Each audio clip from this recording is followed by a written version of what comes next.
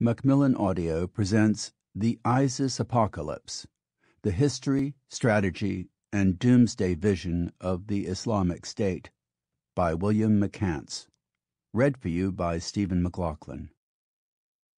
For Mom, who's always asking me simple, difficult questions about the Middle East. As the Arabic saying goes, al-sal al-mumtani, the easy is elusive. Introduction. June 2014 was going to be quiet. Government employees in Washington, D.C. dispersed for the summer to beat the heat, which means those of us who make a living commenting on the government do too. It'd be a good time to play with my kids and get back to my hobby, writing a scriptural history of the Quran. Articles about Al-Qaeda and the civil war in Syria, my usual beat, could wait. No one cared.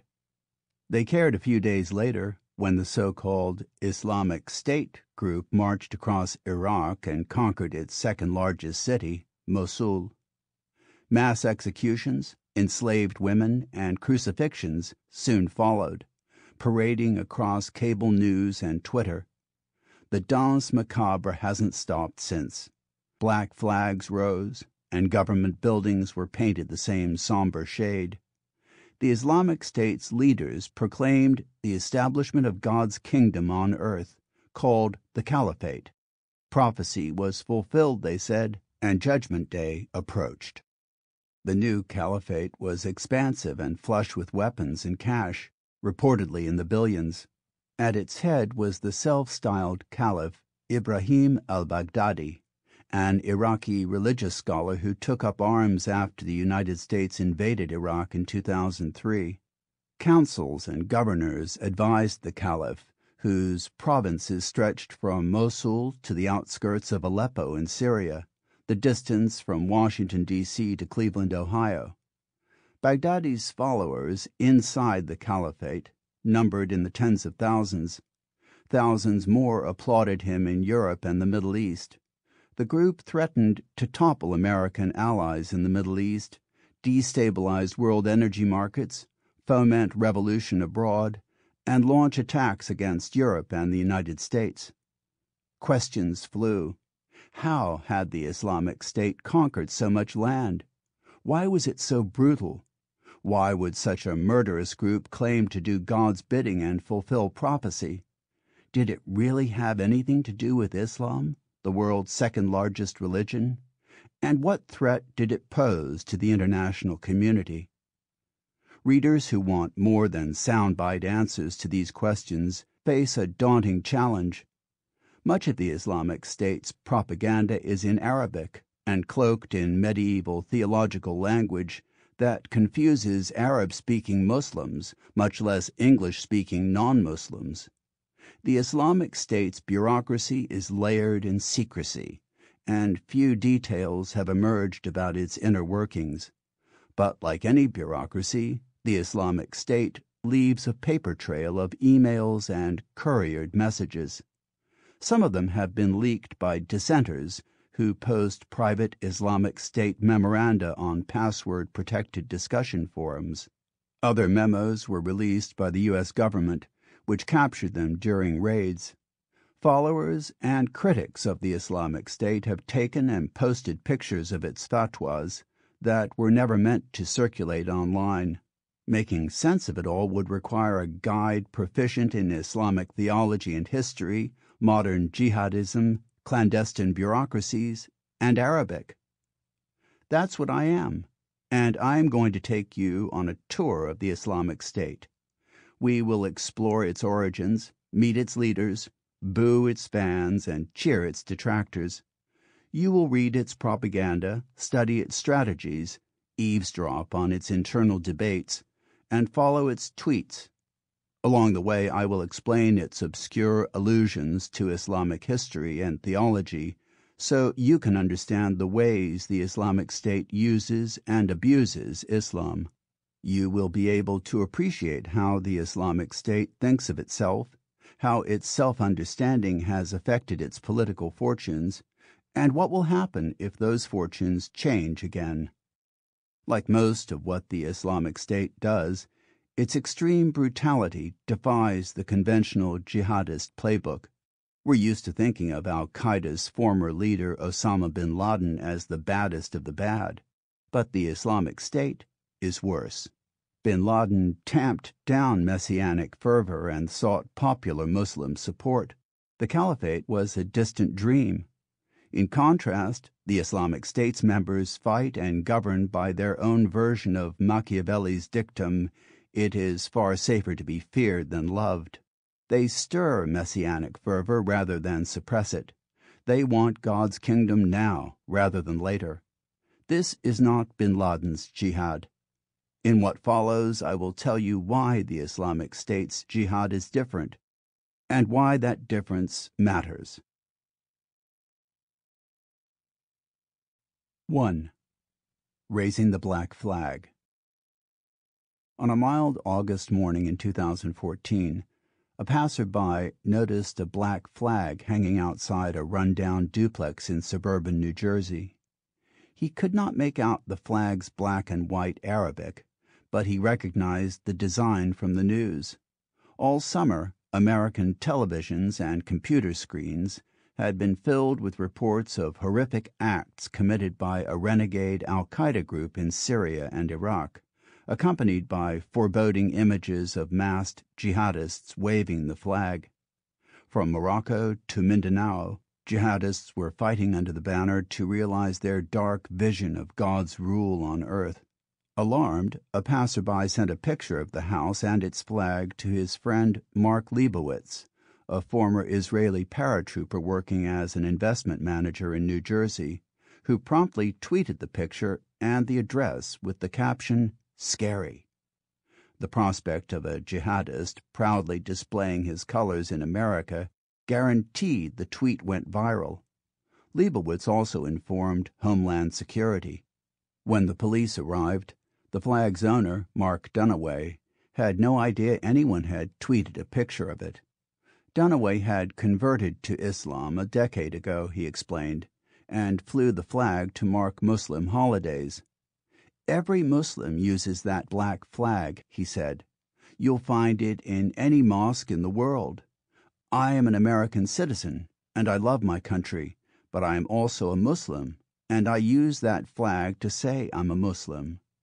Still, Dunaway could see why people would be concerned, and he took down the flag.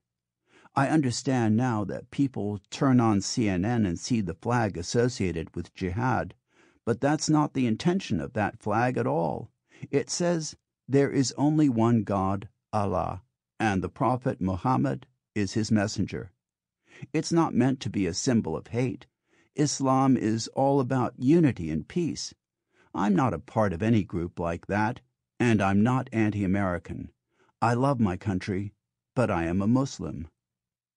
Doubtless, Dunaway sincerely believed he did not support a militant group by flying the flag, as attested by the police's disinterest in the case and his neighbors' testimonials.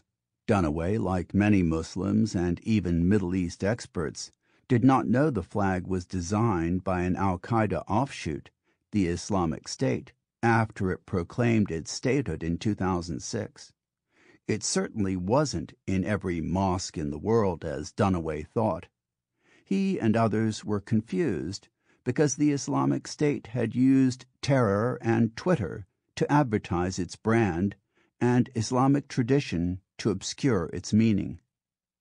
Before the Islamic State declared itself the Caliphate reborn that summer, it had been ambiguous about the flag's meaning and the cause it represented. Was it the flag of an Islamic State or the flag of the Islamic State, the Caliphate that had once ruled land from Spain to Iran and whose prophesied return would herald the end of the world?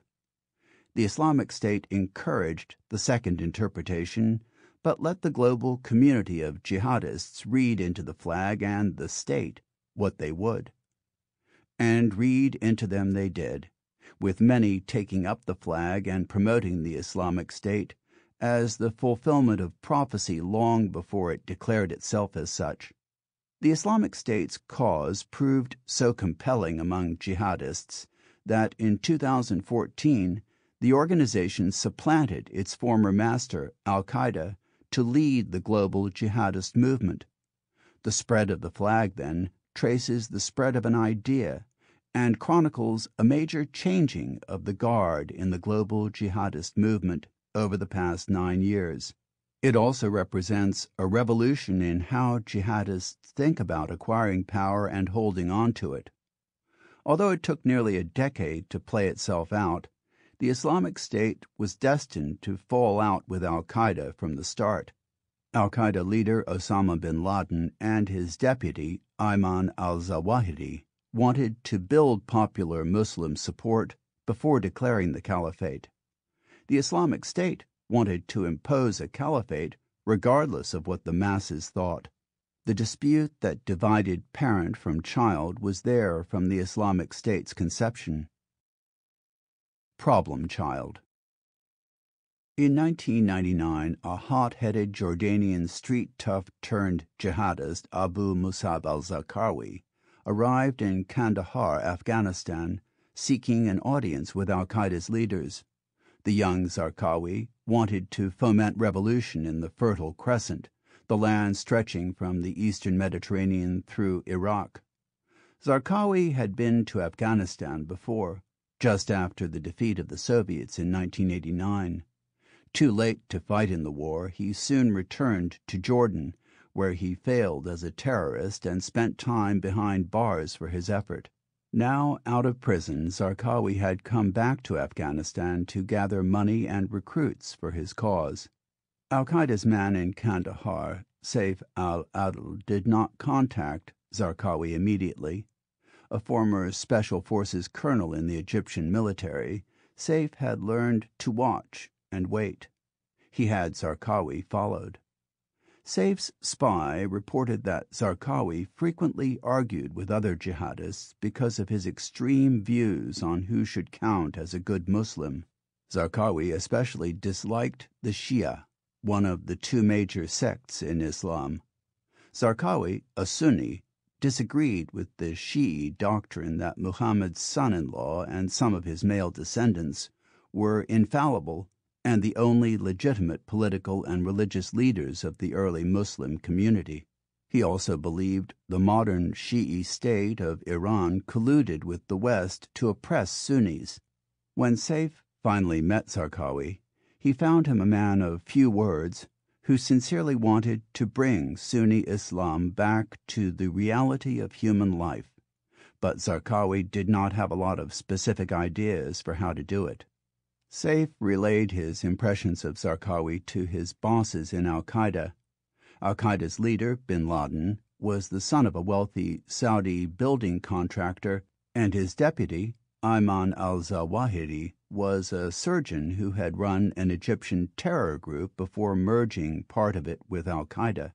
Both men would oversee the 9/11 attacks, which were premised on their belief that the American infidel should be killed wantonly. But when it came to Muslims, bin Laden and Zawahiri were more cautious. They believed Muslim support was crucial for driving the Americans out of the Middle East and establishing Islamic states. It wouldn't do to make enemies on all sides, especially over theological differences. Some have even speculated that bin Laden's own mother grew up in a small Shi'i sect. Unity of mission rather than unity of mind was what was needed. Despite their misgivings about Zarqawi's extreme views, Saif recommended his bosses support the Jordanian hothead because they had so few Palestinian or Jordanian allies. They consented, but would not invite Zarqawi to join al-Qaeda. He would have refused anyway. Rather, they coordinated and cooperated with him in serving our common goals. Saif and his companions came up with a plan for Zarqawi to establish a training camp in Afghanistan to attract jihadists from Jordan, Palestine, Syria, Lebanon, and Turkey. Herat was chosen because of its proximity to the Iranian border, where it was easy to move men and materiel across. Over time, Syrians, Jordanians, Palestinians, Lebanese, and Iraqis arrived. Zarqawi also reached out to the Kurdish Ansar al-Islam organization in northern Iraq. By the beginning of 2001, Zarqawi was no longer a jihadist neophyte in the eyes of Saif. He had begun to think and plan strategically for the future. Reading widely about world events and Islamic history, Zarqawi was struck by the figure of Nur al-Din Zengi, the ruthless medieval ruler of a dominion stretching from Aleppo in Syria to Mosul in Iraq, who had driven the Crusaders from Syria. Zarqawi undoubtedly admired Nur al-Din's ambition and remorseless efficiency. In one account, Nur al-Din had besieged a Crusader citadel in Syria. The Crusaders finally capitulated and approached Nur al-Din to discuss terms. He would not consent to their request, as a medieval Muslim historian euphemistically put it. When Crusader reinforcements arrived to lift the siege, they saw the citadel wall and the dwelling of its inhabitants were entirely in ruins. Zarqawi was always asking for any book available about Nur al-Din and his protege, Saladin, Saif recalled, referring to the ruler of Egypt who battled Richard the Lionheart during the Crusades. I believe that what he read about Nur al-Din and his launch from Mosul in Iraq played a big role in influencing Abu Musab al-Zarqawi in his decision to go to Iraq after the fall of the Islamic Emirate in Afghanistan in 2001. The Islamic Emirate of Afghanistan had been established in 1996 by the Taliban, conservative Sunnis who swept to power in the chaotic aftermath of the Soviet withdrawal from the country in 1989. In medieval Islamic thought, an emirate, imara, or government of a region, is subordinate to the state, Dawla, the empire ruled by the caliph. But in the absence of a caliph, jihadists today sometimes use state and emirate interchangeably when talking about the government of a country they'd like to create. The Taliban's emirate brought order to Afghanistan by strictly enforcing Islamic law. It also gave shelter to like-minded jihadist groups such as al-Qaeda and Zarqawi's outfit.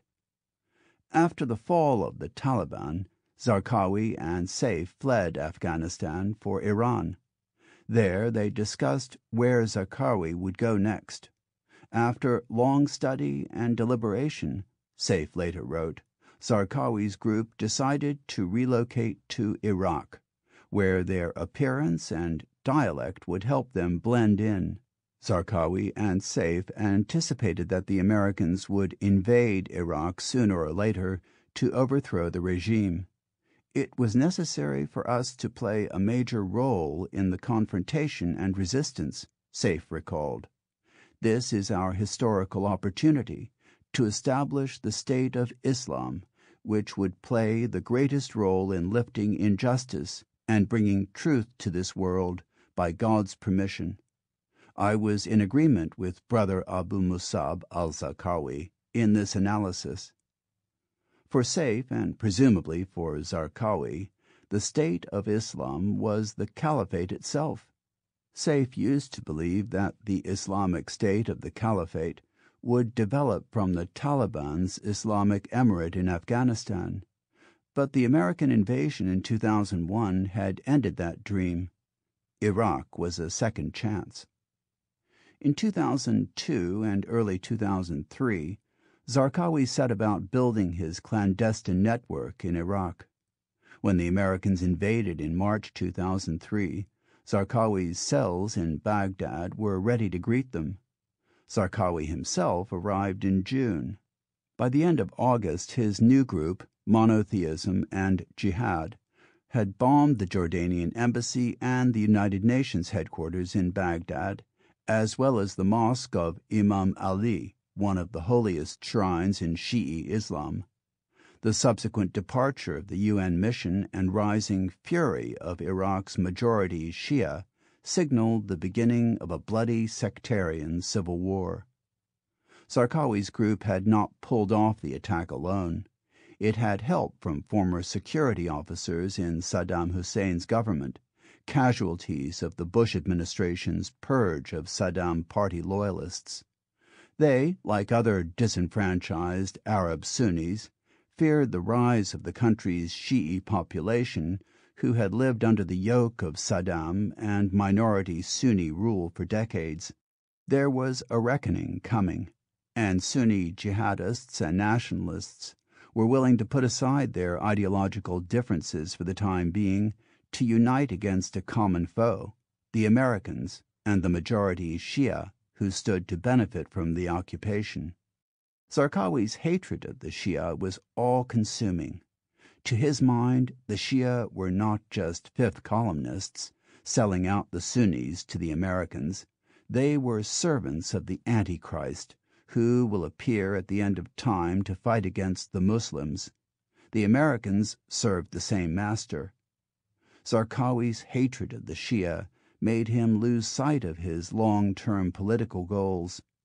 When he applied for membership in al-Qaeda in February 2004, he did not mention an Islamic State or a plan for achieving it. Rather, he explained his strategy for winning over the Sunnis, defeating the transitional government, and driving the infidels from Iraq. Provoke the Shia. If we are able to strike them with one painful blow after another until they enter the battle, we will be able to reshuffle the cards. Then no value or influence will remain to the governing council or even to the Americans, who will enter a second battle with the Shia.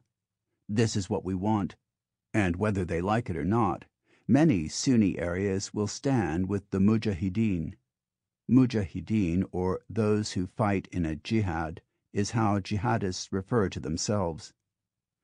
Zarqawi knew he would be criticized as hasty and rash, leading the Muslim community into a battle for which it is not ready, a battle that will be revolting and in which blood will be spilled. So be it. This is exactly what we want, since right and wrong no longer have any place in our current situation. The Shia have destroyed all those balances. If al-Qaeda's leaders would assent to his strategy, Zarqawi offered to swear allegiance to them, joining his group to theirs.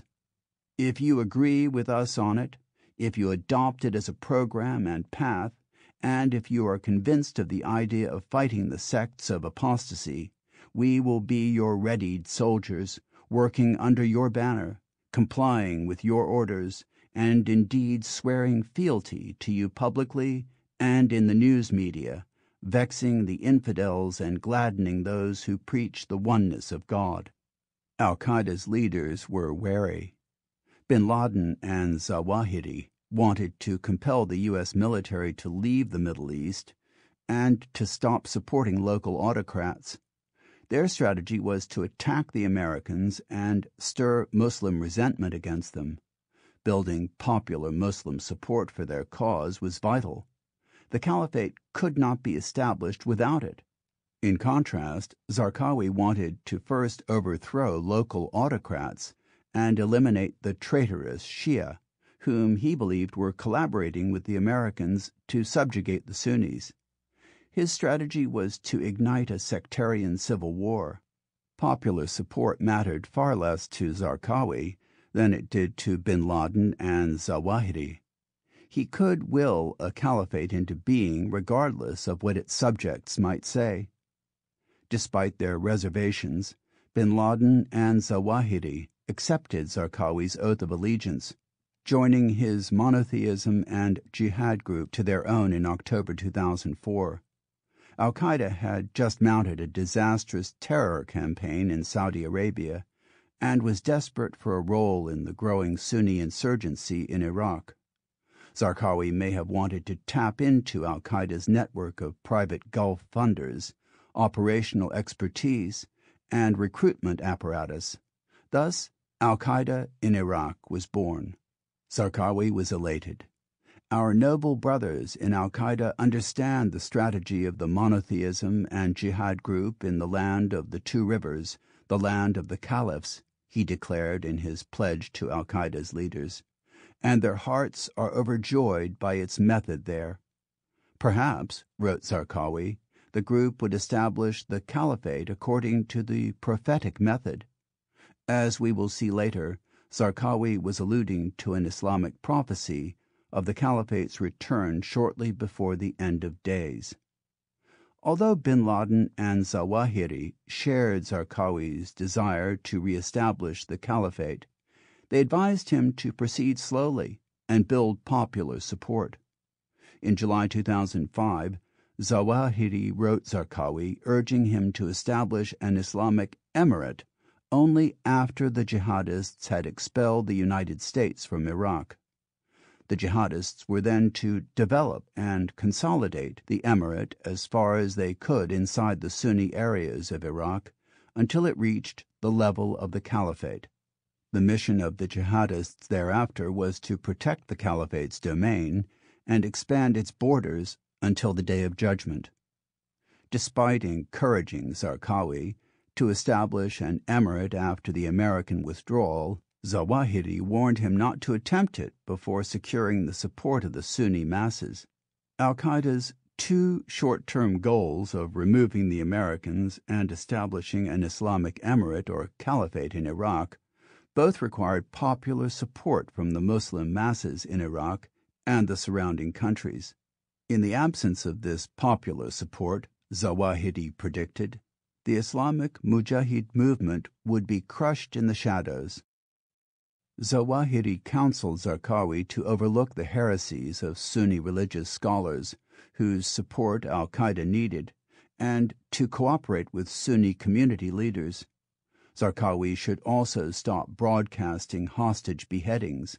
The beheadings may thrill zealous young men, Zawahiri chided, but the Muslim masses will never find them palatable. In general, the jihadists shouldn't stir questions in the hearts and minds of the people about the benefit of our actions. We are in a media battle in a race for the hearts and minds of our Muslim community. Zawahiri even went so far as to question Zarqawi's attacks on Shi'i civilians, the cornerstone of Zarqawi's strategy to provoke a sectarian civil war. My opinion is that this matter won't be acceptable to the Muslim populace, however much you have tried to explain it, and aversion to this will continue. In addition to jeopardizing public support, Zawahiri doubted the morality of these sectarian attacks. Why kill ordinary Shia considering that they are forgiven because of their ignorance? And what loss will befall us if we did not attack the Shia? Another al-Qaeda leader in bin Laden's inner circle, Atiya Abd al-Rahman, was blunter in a December 2005 letter to Zarqawi. Echoing the 19th century Prussian military theorist Karl von Clausewitz, Atiya reminded Zarqawi that policy must be dominant over militarism. This is one of the pillars of war that is agreed upon by all nations, whether they are Muslims or unbelievers. Atiya cautioned that unless the jihadists' short-term goals and successes serve their ultimate goal and highest aims, they would simply exhaust themselves to no effect. Atiya reminded Zarqawi of the fate of the Algerian jihadists in the 1990s. After Algerian Islamists had won the first round of voting for parliament in 1991, the military had canceled the elections. Some Islamists turned to violence, and as the civil war dragged on, a jihadist faction began to murder civilians. Their short-term tactical successes, won through brutality, blinded them to how much they had alienated the Muslim masses. As Atiya reminded Zarqawi, they destroyed themselves with their own hands, with their lack of reason, delusions, their ignoring of people, their alienation of them through oppression, deviance, and severity, coupled with a lack of kindness, sympathy, and friendliness. It was not their enemy that defeated them. They defeated themselves. Atiya knew what he was talking about. In 1993, Al-Qaeda had sent the young Libyan to Algeria to liaise with the jihadist groups there. Rather than welcoming Atiyah, the worst of the groups imprisoned him. Atiyah managed to escape months later, but he was haunted by the experience. "I think he is still having nightmares about it," recounted someone who knew Atiyah's story.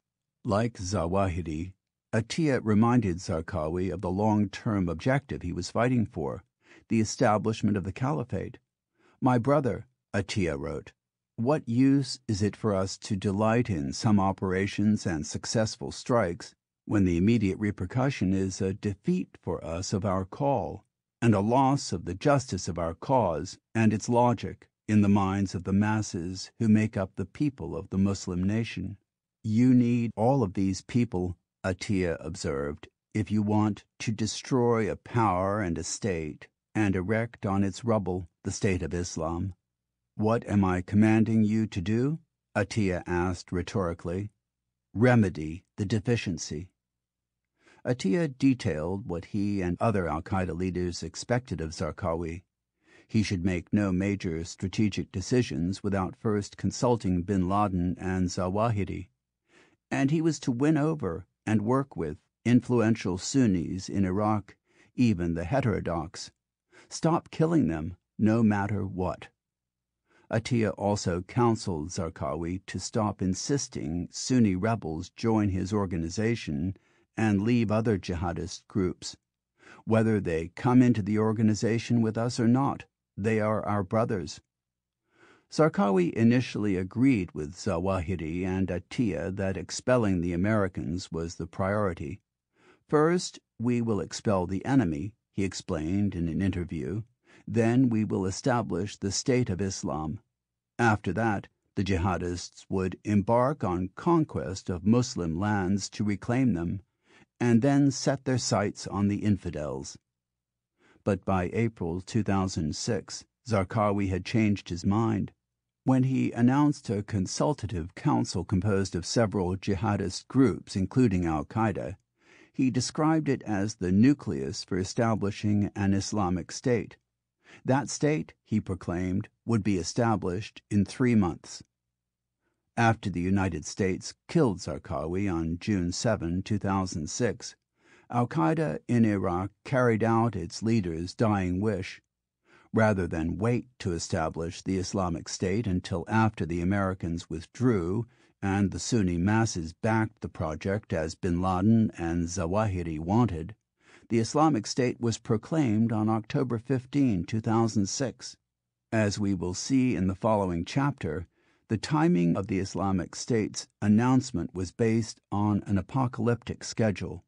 The al-Qaeda front group that made the announcement insisted that Muslims in Iraq pledge allegiance to a certain Abu Umar al-Baghdadi and acknowledge him as commander of the faithful. No one had ever heard of him, not even other jihadists. State of confusion. The Islamic State called its mysterious leader the commander of the faithful to encourage jihadists to think of him as the caliph without explicitly saying so. Historically, Muslims reserved that title for the early Islamic caliphs, the spiritual and temporal heads of a vast empire. Abu Umar al-Baghdadi's alleged descent from the Prophet's tribe, which many Muslims consider a prerequisite for the caliph, hinted at his entitlement to the position. Abu Umar even claimed descent from one of the Prophet's grandsons, Hussein, in an attempt to appeal to those who would confine leadership of the Muslim world to descendants from Muhammad's family, just as medieval caliphs had done. The name of the Islamic State was equally ambiguous. The group had called itself a state rather than an emirate, the latter a more common word used by jihadists to describe small territory ruled by an emir. The word state, in Arabic, dawla, can either mean a modern nation-state or evoke the memory of medieval caliphates like the Dawla Abbasiyya, which spanned Mesopotamia, the Persian Gulf, and North Africa. The Islamic State played on this ambiguity to encourage its followers to view it as the proto-caliphate, sometimes calling itself the Islamic State in Iraq rather than its official name of the Islamic State of Iraq. Although most of the Islamic State's members at this time were part of al-Qaeda in Iraq, the Islamic State made no mention of al-Qaeda or of members pre-existing oaths of allegiance to bin Laden or to Mullah Omar, the head of the Taliban. Only 4 months earlier, Abu Ayyub al-Masri, a.k.a. Abu Hamza al-Muhajir, the head of al-Qaeda in Iraq after Zarqawi and later the founder of the Islamic State, had proclaimed his undying loyalty to Mullah Omar as commander of the faithful and to bin Laden as the head of al-Qaeda. "We are an arrow in your quiver. Shoot us where you wish, for we are naught but an obedient soldier." Al-Qaeda's supporters around the globe were confused. Was the new Islamic State part of al-Qaeda or something different? The jihadist pundit Akram Hijazi complained that al-Qaeda had not released an official statement, and there was no sign of official coordination between al-Qaeda and the Islamic State. Bin Laden and Zawahiri had pledged oaths of allegiance to Mullah Omar, as had the head of al-Qaeda in Iraq. Were those oaths dissolved now? Who was in charge? Why, Hijazi wondered, was the hitherto unknown Abu Umar al-Baghdadi not just named a governor under the authority of the commander of the faithful, Mullah Omar? Another jihadist internet commentator summarized the confusion rampant in the private discussion boards where jihadists hung out before the advent of Twitter.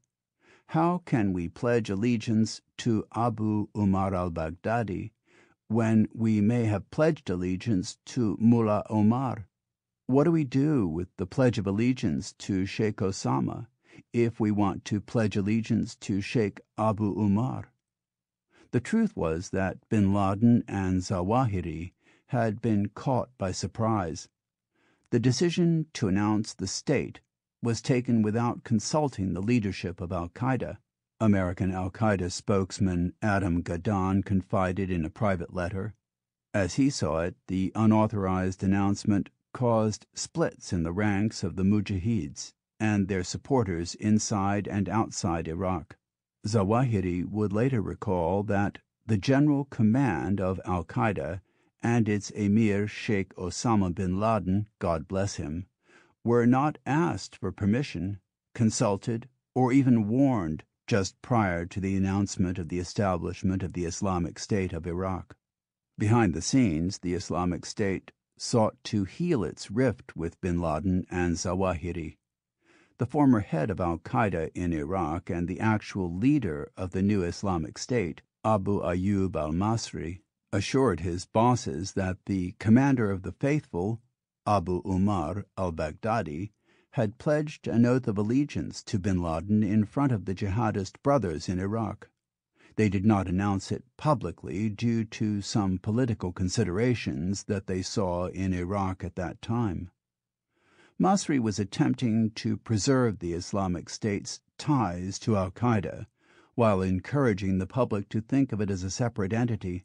He wanted the world to view his group as a state and not a terrorist franchise.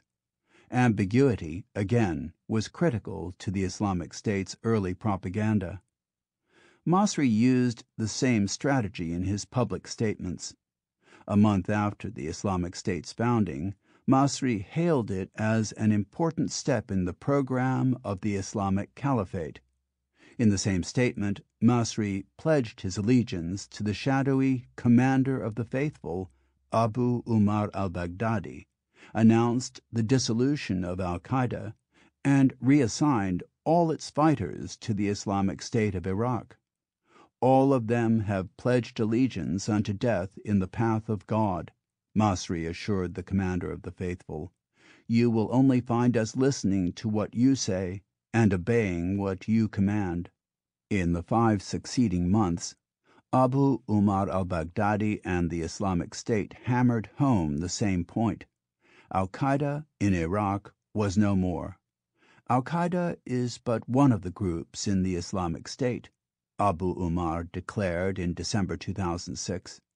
It is more correct to say, instructed the Islamic State's Ministry of Media, that the brothers previously in the organization of Al-Qaeda in Iraq became part of the army of the state, which includes dozens of battalions and thousands of fighters from the remaining jihadist groups that pledged loyalty to the commander of the faithful after the announcement of the state.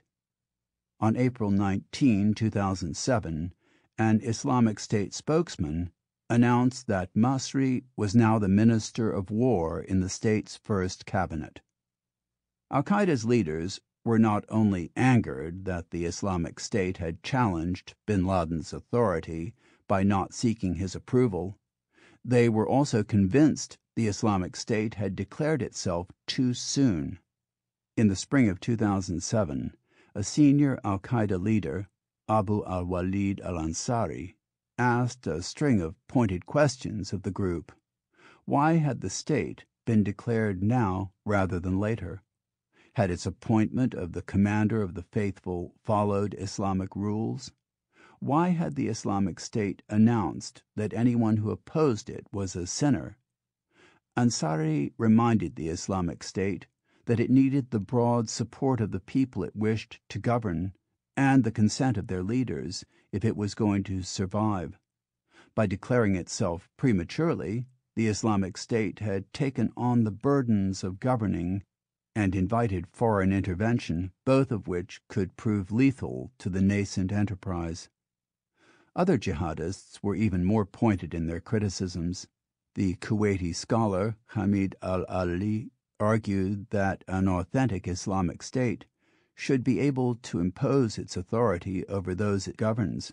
The Islamic State did not meet that standard. The Islamic State also failed to meet classical Islamic requirements for establishing an Islamic government, at least according to al-Ali. It is not recognized in Islam to pledge allegiance to an unknown, concealed leader who has no authority or established state capable of imposing Islamic law, al-Ali wrote. Mullah Omar could declare a state in Afghanistan in the 1990s because he actually ruled it at the time.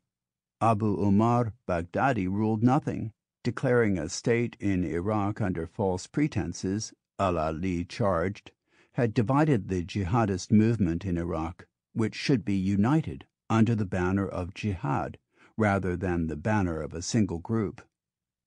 Al-Qaeda's leaders in Pakistan looked on in shame and dread as its problem child stumbled in its first few months.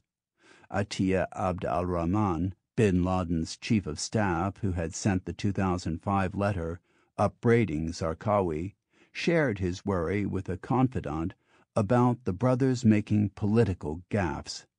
"You must have heard Abu Umar's recent sermon," he wrote, referring to the Islamic State's nominal leader, Abu Umar al-Baghdadi. "In my view, it was filled with obvious errors. There were things in it that a commander should never say." The speech gave the impression that they were extremists and gave life to the notion that they are self-absorbed and too hasty.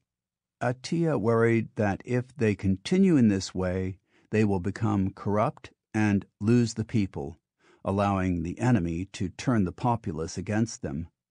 "None of the enemies scare me, I swear, no matter who they are or how intimidating they may be, but I do worry about our and our brothers' mistakes, bad behavior, and lack of wisdom at times." Reminiscent of the letter he had written Zarqawi, Atiyah confided that he himself had chastised the Islamic State's leaders. "I was a little hard on them." Despite al-Qaeda's private misgivings, its leaders presented a united front in public and endorsed the establishment of the state. They probably wanted to keep a hand in the Iraq game and avoid further dissension in the ranks. I want to clarify that there is nothing in Iraq by the name of al-Qaeda, said Zawahiri in a December 2007 question and answer session. Rather, the organization of al-Qaeda in Iraq merged, by the grace of God, with other jihadist groups in the Islamic State of Iraq. May God protect it. It is a legitimate emirate, established on a legitimate and sound method. It was established through consultation and won the oath of allegiance from most of the mujahids and tribes in Iraq. Al-Qaeda's affiliate in Iraq may have become part of the Islamic State, and the Islamic State may have privately joined Al-Qaeda, but the public would not know the nature of the relationship between the two groups for years to come. The Islamic State itself never addressed the question publicly, again relying on ambiguity to imply greater power and autonomy than it possessed. The Islamic State's ambiguous audacity would capture the jihadist imagination and become crucial in its later rise to power. Nothing embodied the propaganda strategy better than the Islamic State's flag. Making the black flag. When the Islamic State first announced itself on October 15, 2006, it had no flag of its own. It was not until January 2007 that al-Qaeda's media distribution arm, Al-Fajr, released a picture of the Islamic State's new flag. Anonymous authors affiliated with the Islamic State explained its design. Unsurprisingly, the Islamic State had turned to the Prophet's example for inspiration, quoting passages from Islamic scripture and historical accounts. The flag of the Prophet, peace and blessings be upon him, is a black square made of striped wool, according to one account. Another depicts Muhammad standing on the pulpit preaching, surrounded by fluttering black flags. On the flag of the Prophet was written, "No God but God, and Muhammad is the messenger of God." The flag even had a name, the Eagle. Although the authors acknowledged other reports of green, white, and yellow flags, they concluded the Islamic State's flag will be black because most of the reports about Muhammad mention a black flag.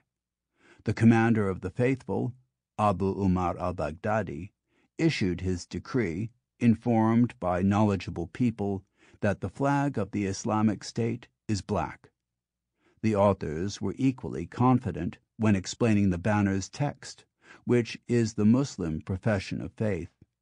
What is written on the flag is what is written on the flag of the messenger of God. Peace and blessings be upon him. No God but God. Muhammad is the messenger of God.